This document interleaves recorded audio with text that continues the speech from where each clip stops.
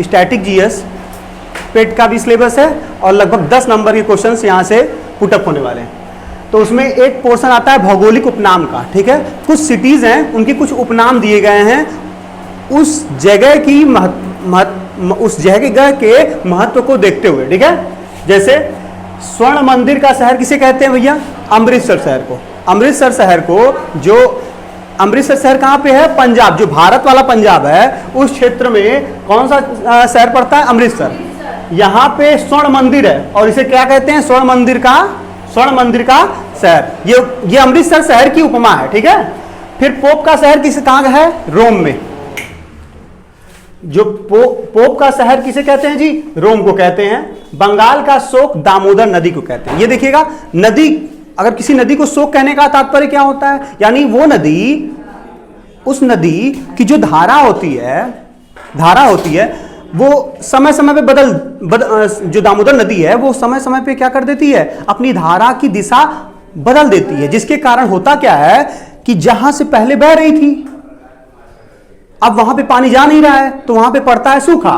और जहां पे पानी पहले से मौजूद था, अगर उधर की तरफ मुड़ गई तो वहां पे क्या आ जाएगा? बाढ़। क्या आ जाएगा? या फिर हो सकता है जहां पे पानी ना रहा हो वहां पे लोगों ने अपना घर बना के रखा हो और वो क्या हो जाएगा? जब पानी उधर जाएगा तो क्या कैसी स्थिति पैदा हो जाएगी? बाढ़ की। इसलिए दामोदर नदी को क्या कहते हैं जी? बंगाल का शोक कहते हैं। उसके बाद है हाईटेक सिटी। आप सभी लोगों को पता है हाईटेक सिटी किसे बोलते हैं? हैदराबाद को। भारत का स्विट्जरलैंड किसे बोलेंगे? कश्मीर। स्विट्जरलैंड में क्या पड़ता है? ठंडा पड़ता है। कश्मीर में क्या पड़ेगा? ठंडी पड़ती है, ठीक है। और बहुत अच्छा वातावरण होता है वहाँ पे, काफ़ी अच्छा होता है।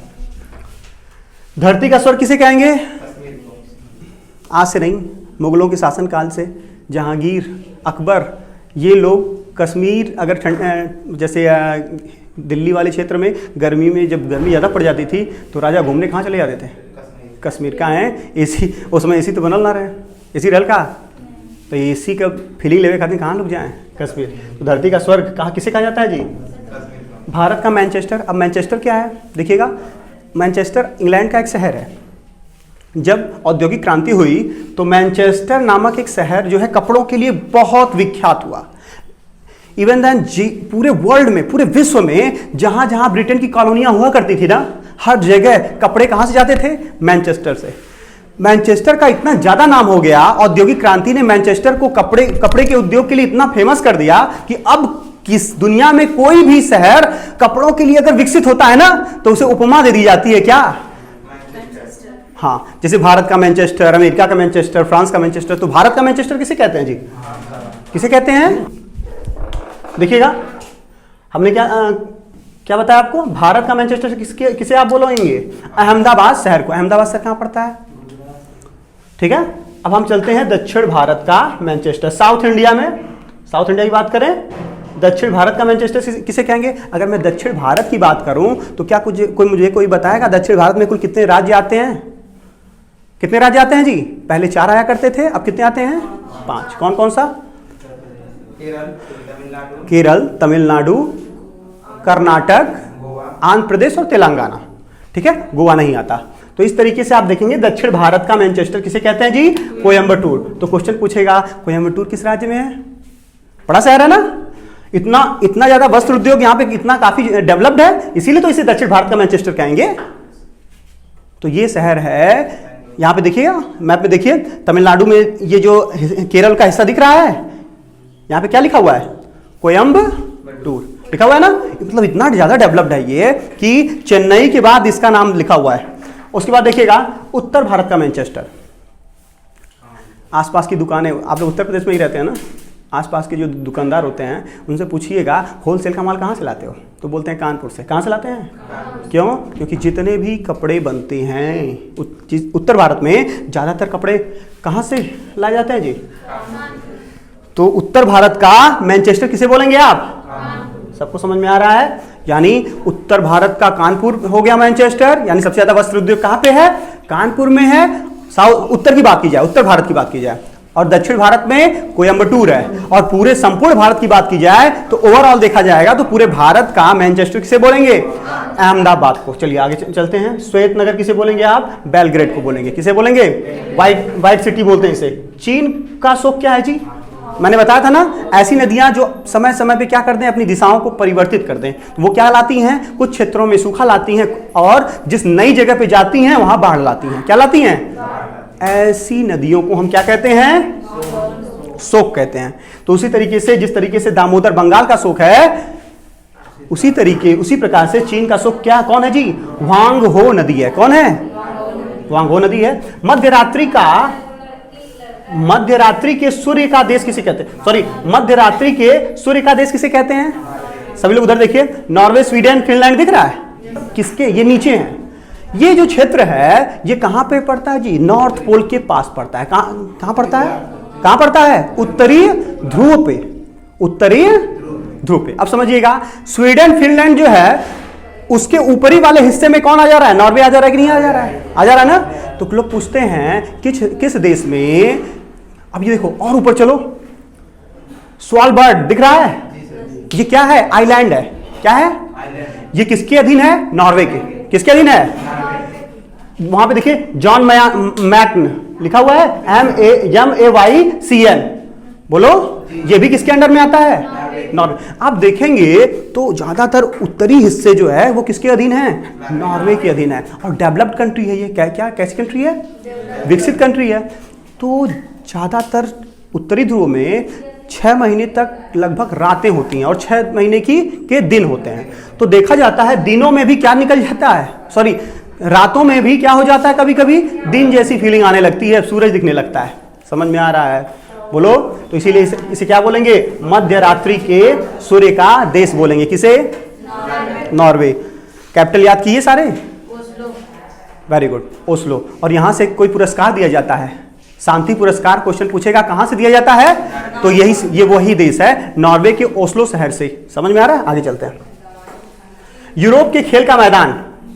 अब खेल का मैदान किसे बोलेंगे? जहां पे उसके लिए फील्ड चाहिए ना, पहाड़ियां जहां कम होंगी, जहां पहाड़ियां कम होगी फील्ड बड़ी होगी, उसे क्या बोलेंगे? अब देखो स्वीडन बिल्कुल बीचों बीच है नॉर्वे और फिनलैंड के, तो स्विट्जरलैंड। उस स्वीडन है, वो स्विट्जरलैंड नहीं है। स्विट्जरलैंड आपको कहां देखिए, यहां पे नीचे जर्मनी, फ्रांस, ऑस्ट्रिया और इटली के बीचों बीच बिल्कुल। बोलो, दिख रहा है ना? ये पहाड़ियों से लगभग घिरा हुआ एक क्षेत्र है। कौन सा? स्विट्जरलैंड। कौन? और ये पूरे यूरोप का क्या कहा जाता है? मैदान कहा जाता है, फील्ड ऑफ यूरोप कहा जाता है। देखो इधर, यूरोप के खेल का मैदान किसे कहते हैं जी? स्विट्जरलैंड को। चलिए, सबसे ज़्यादा ब्लैक मनी भी यहीं जमा होती है, ठीक है? ब्लैक मनी भी बात मत करिएगा, नेता लोग नाराज हो जाते हैं। एक्चुअली ये ऐसे देश क्या करते हैं, यहाँ पे जो बैंकिंग प्रणाली है वो थोड़ी सी ज़्यादा दुरुस्त है। दुरुस्त इन द सेंस, वो फॉरेन से आने वाले पैसों का ज़्यादा छानबीन नहीं करते हैं। चला, मान ला यक्स व्यक्ति ने पैसा जमा किया तो बोलेंगे यक्स वाले को, उससे पूछेंगे नहीं चोरी का माल है कि ईमानदारी की कमाई है। ऐसे देश जैसे पनामा लीक, पेपर लीक हुआ था ना, उसमें क्या हुआ था? ऐसे लोगों के नाम लीक हो गए थे। पनामा पेपर लीक हुआ था ना। देखो पनामा कहाँ दिख रहा है? मिडिल अमेरिकन कंट्री है ना। तो यहाँ पे भी क्या हुआ था, हमारे कुछ अमीर लोग टैक्स बचाने के चक्कर में क्या करते हैं, विदेशों में ले आकर के पैसे को जमा कर देते हैं। चाहे टैक्स बचाने के चक्कर में ले जाएं या फिर गलत तरीके से कमाए हुए पैसों को वो कहाँ जमा कर देते हैं? विदेशों में। और अपना नाम बचाना चाहते हैं, नाम छुपा के रखना चाहते हैं। वो बैंक इन लोगों के साथ करता है एग्रीमेंट, क्या करेंगे करने के लिए कि नाम उस देश के लोगों को पता ना चले। लेकिन ये गलत है ना। चलिए आगे देखते हैं। यूरोप के खेल का मैदान स्विट्जरलैंड है। और सफेद हाथियों का देश कौन है जी? थाईलैंड। आपसे ज्यादा बहुत दूर है का? देखो उधर म्यांमार की जस्ट बगलिया में है कि नहीं? बोलो, थाईलैंड की राजधानी बैंकॉक है क्या? बोलिए। तो थाईलैंड को क्या बोलते हैं? सफेद हाथियों का देश बोलते हैं। और अगर लाओस की बात की जाए, देखिए इधर 1000 हाथियों की भूमि किसे कहते हैं जी? अगर आपके भारत की बात की जाए तो भारत में सबसे ज्यादा हाथी कहां पाए जाते हैं? उड़ीसा में। कहाँ? उड़ीसा में ही तो कलिंग था, और कलिंग का युद्ध ही हुआ था हाथियों के लिए। किस लिए? नहीं समझ में आ रहा है? हाथ पहले घोड़े और हाथी यही साधन थे, अब न टैंक आया है, अब न क्रूज मिसाइल आई है। हे जो खड़े रहेंगे मार देंगे, उधिया जाइए पाकिस्तान का लाहौर, ये जो से मार दिए चीन बीजिंग मिसाइल पहुंच जाएगी। नहीं, पहले आदमी घोड़ा और हाथी के संगे चले। बोला राजा जन रहे वो हाथी बैठ के चले, और हाथी एक हाथी के मारे खातिर 20 के घोड़ा ओके घेरी हैं। फिर मतलब 10 हाथी को 10 घोड़े को एक हाथी क्या करके रखता था? व्यस्त करके रखता था। तो जिसके पास जितनी ज्यादा हाथी हुआ करती थी, युद्ध के जीतने की प्रोबेबिलिटी उसके पास ज्यादा हुआ करती थी। समझ में आ रहा है कि नहीं आ रहा है? तो कलिंग पे मगध ने आक्रमण ही क्यों किया था? ताकि हमें क्या मिल जाए? हाथी मिल जाए। क्या मिल जाए? आप देखेंगे तो महापद्म नंद भी तो जाएगा ना। अशोक से पहले महापद्म नंद में भी आक्रमण कहां करता है? कलिंग पर। और महापद्म नंद नंद वंश का सबसे प्रतापी शासक रहेगा कि नहीं? और फिर आप देखेंगे मौर्य वंश का सबसे प्रतापी शासक अशोक, जिसे आप अशोक महान भी कहते हैं, उसका पहला युद्ध ही होगा किसके साथ? कलिंग के साथ। तो कलिंग कहाँ है? कलिंग बहुत, और कलिंग के साथ जो युद्ध होते थे वो बड़े घातक हुआ करते थे। क्यों? क्योंकि कलिंग साम्राज्य मजबूत हुआ करता था। क्यों? क्योंकि उसके पास समृद्धि थी हाथी की। क्या थी उसके पास? क्या था? हाथी अधिक मात्रा में। झारखंड वाले क्षेत्र में लोहा ज्यादा। का ज्यादा? तो युद्ध करने के लिए चाहिए का भैया? हथियार, औजार। औजार के लिए लोहा चाहिए, और उसको चलाने के लिए पहाड़ जैसी हाथी बैठ गए का घोड़ी घोड़ा हमको मार पाएंगे? जो हाथी पे बैठा है पैदल दौड़ते रहो ना, हथियार से कह दूंगा तो नहीं सर अपन पैरवा होकर ऊपर ना रखते, सोच हो जाता नहीं कुद्दत हम। समझ में आ रहा कि नहीं आ रहा है? चलिए आगे देखते हैं।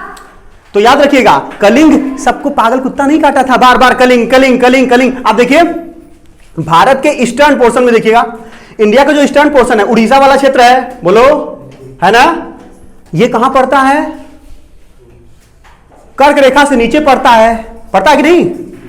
अब देखो उसी बेल्ट में कौन आ रहा है? लाओस आ रहा है कि नहीं आ रहा है? आ रहा है ना? थाईलैंड आ रहा है कि नहीं आ रहा है? कंबोडिया आ रहा है कि नहीं आ रहा है? बोलो। इसी बेल्ट में हाथी की मात्रा ज्यादा पाई जाती है। अफ्रीकी बेल्ट पे भी, इन्हीं बेल्ट पे, इसी बेल्ट पे, मतलब 0 डिग्री से ऊपर और 8 डिग्री से ऊपर और 23.5 डिग्री से नीचे वाले बेल्ट पे हाथी पाई जाती हैं। याद रहेगा, एक ये बेल्ट होती है। तो याद रखिएगा, 1000 हाथियों की भूमि किसे कहेंगे? सफेद हाथियों का देश किसे कहेंगे? सबको याद रहेगा भैया, उगते सूर्य का देश। अब सुनो, मैंने क्या बोला था? जब आप लोगों को लाइन पढ़ा रहा था, लॉन्गिट्यूडनल और लैटिट्यूड लाइन पढ़ा रहा था, तो एक रेखा बताया था 180 डिग्री देशांतरी रेखा बताया था ना।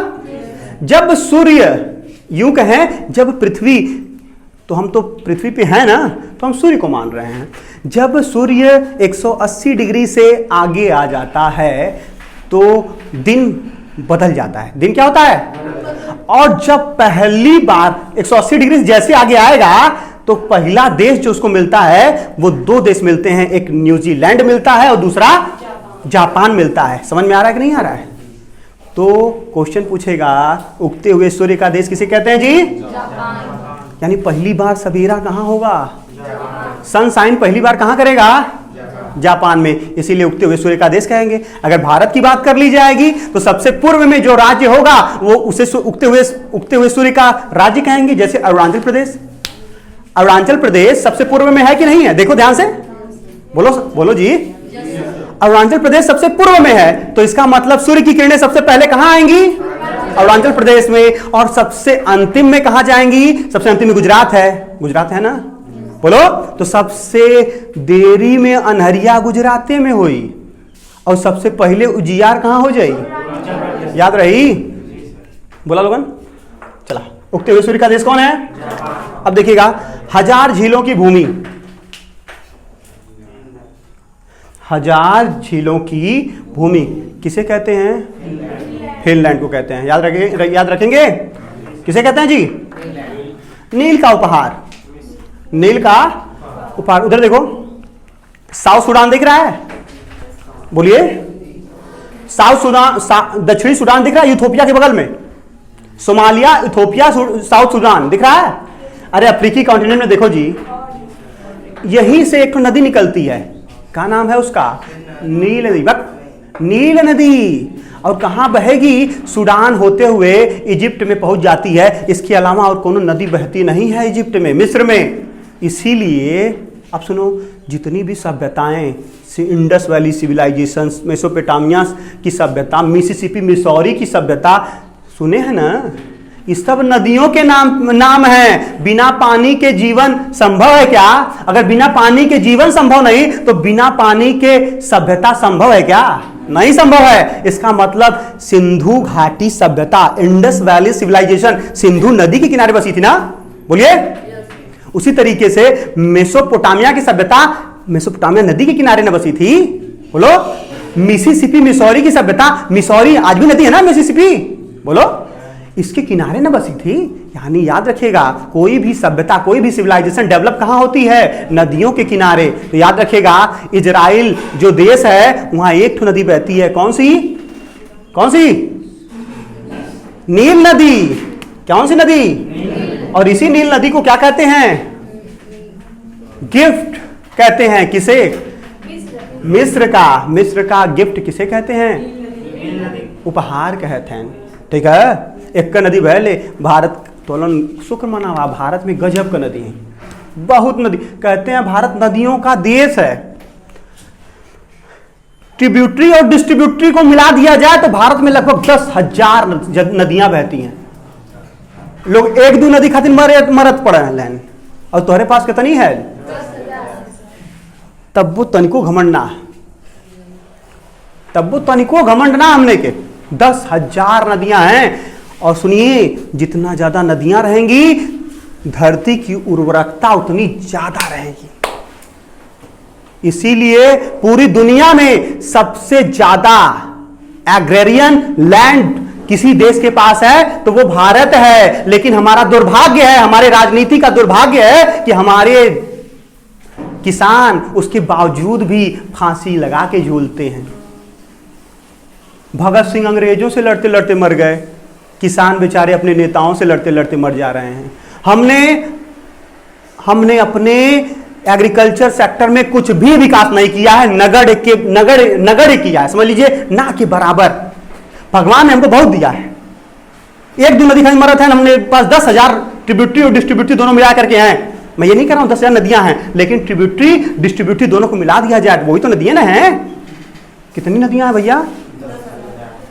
उसके बावजूद भी हमारे किसान सुसाइड करते हैं। तो किसकी कमी है? भगवान ने हमको बहुत दिया ना।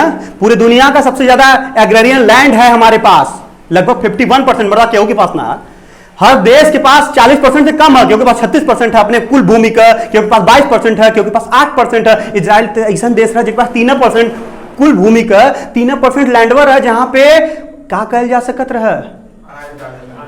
लेकिन आज की स्थिति जाकर के देख लीजिए, एग्रीकल्चर सेक्टर में सबसे ज्यादा इनोवेशन करने वाला कोई कंट्री है तो वो इजराइल है।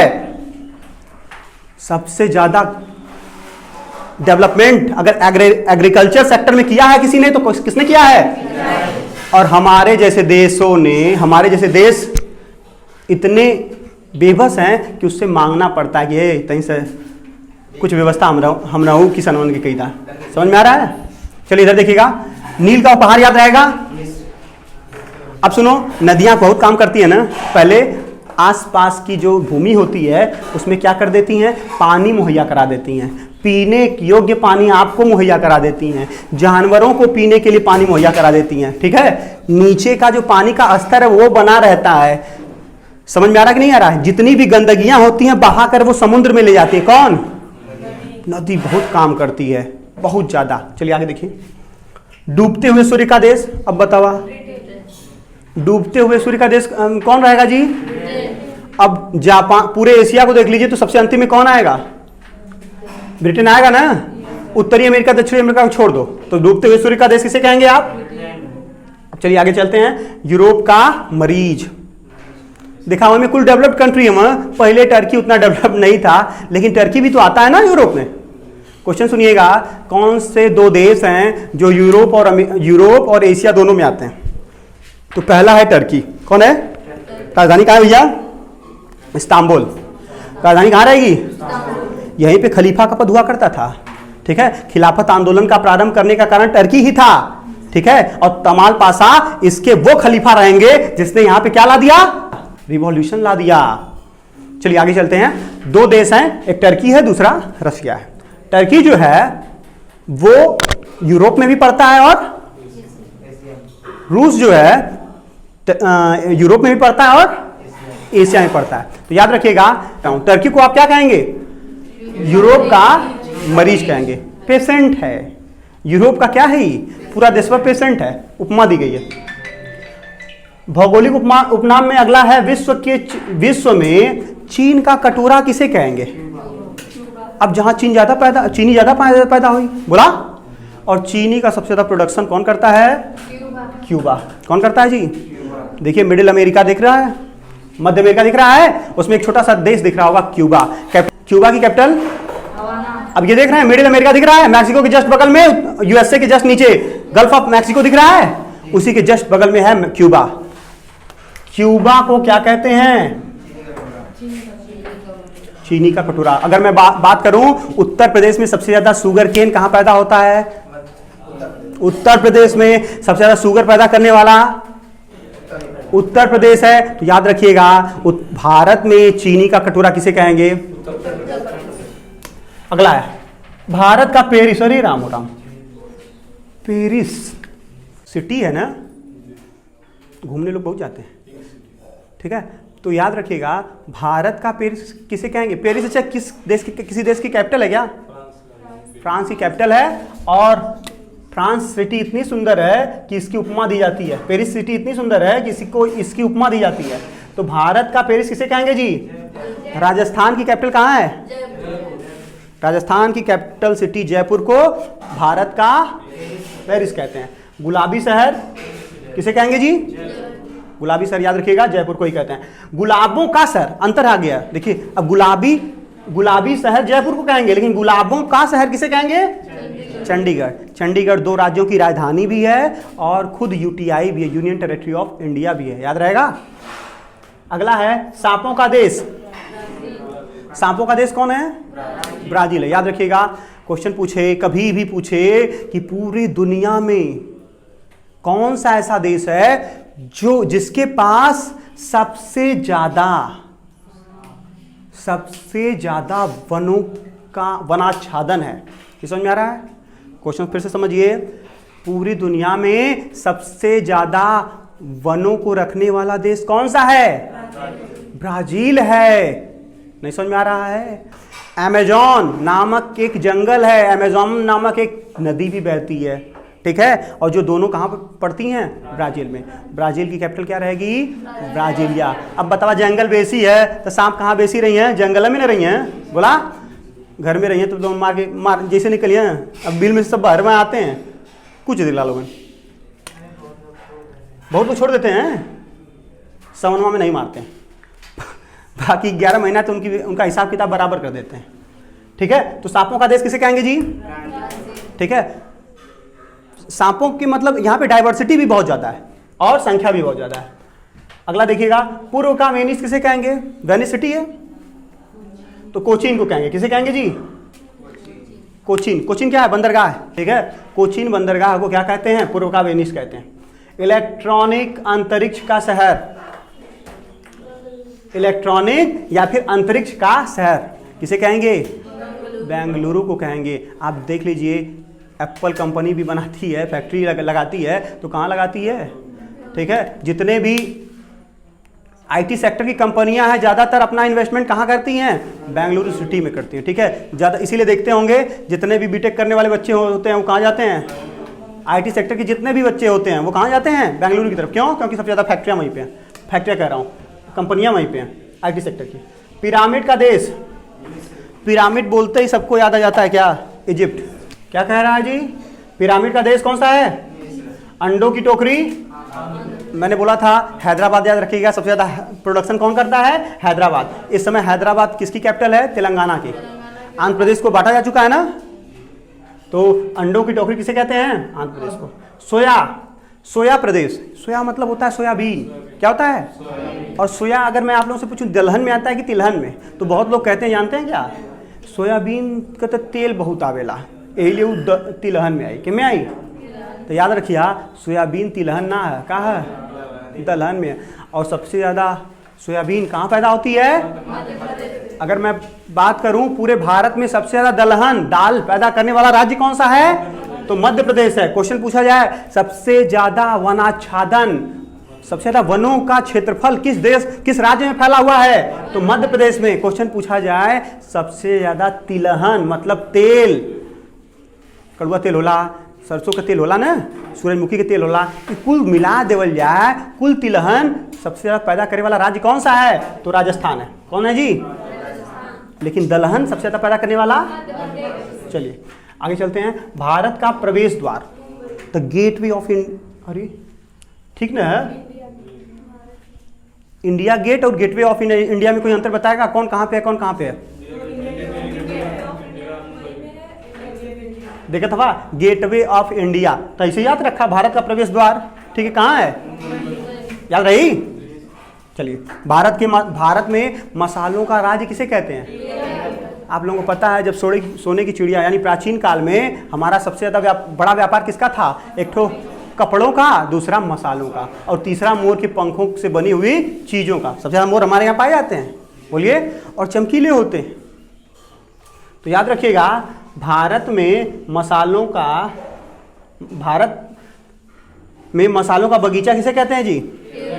और इसी को स्पाइस स्टेट भी कहते हैं, मसालों का राज्य भी कहते हैं, और इसी को भारत का मसालों का बगीचा भी कहते हैं। किसे? केरल को। केरल राज्य की राजधानी, very good, city of golden gate. City of golden gate क्या है जी? सैन फ्रांसिस्को, ये सिटी है। इस्पात नगरी भारत में कौन सी है जी? जमशेदपुर, ठीक है, झारखंड में पड़ता है। भूमध्य सागर का द्वार किसे कहते हैं? देख लो वहां पे, जिब्राल्टर जल संधि जो है वो क्या, कि उसे क्या कहते हैं? भूमध्य सागर का द्वार कहते हैं। फलों का डलिया किसे कहेंगे? जहां सबसे ज्यादा फल पैदा होंगे, जहां सबसे ज्यादा फल पैदा होंगे, और वो कौन सा राज्य है? हिमाचल प्रदेश। कौन सा राज्य है जी? हिमाचल प्रदेश में भी सेब पैदा होता है, सिर्फ कश्मीर में समझते रहना। भारत का बगीचा किसे कहोगे? बेंगलुरु को। ब्लू माउंटेन, ये यूनेस्को की लिस्ट में भी शामिल है। समझ में आ रहा है? नीलगिरी पर्वत को ब्लू माउंटेन नाम से जाना जाता है। और ये जो नीलगिरी है वो 3 राज्यों में विस्तृत है। कौन कौन सा? देखो यहाँ पे, समझ में आ रहा है? केरल में थोड़ा सा हिस्सा बेंगलुरु का और तमिलनाडु का। चलिए इधर देखिएगा, प्यासी भूमि का देश किसे कहेंगे जी? किसे कहेंगे? आप जानते हैं ऑस्ट्रेलिया की जो समझ लीजिए टोटल पॉपुलेशन, मेजर पॉपुलेशन नहीं बोल रहा हूं, टोटल पॉपुलेशन उसके तटीय क्षेत्रों में रहती है। जो मेन लैंड है वो बिल्कुल जंगल सा है। नहीं समझ में आ रहा है? ऑस्ट्रेलिया दिख रहा है?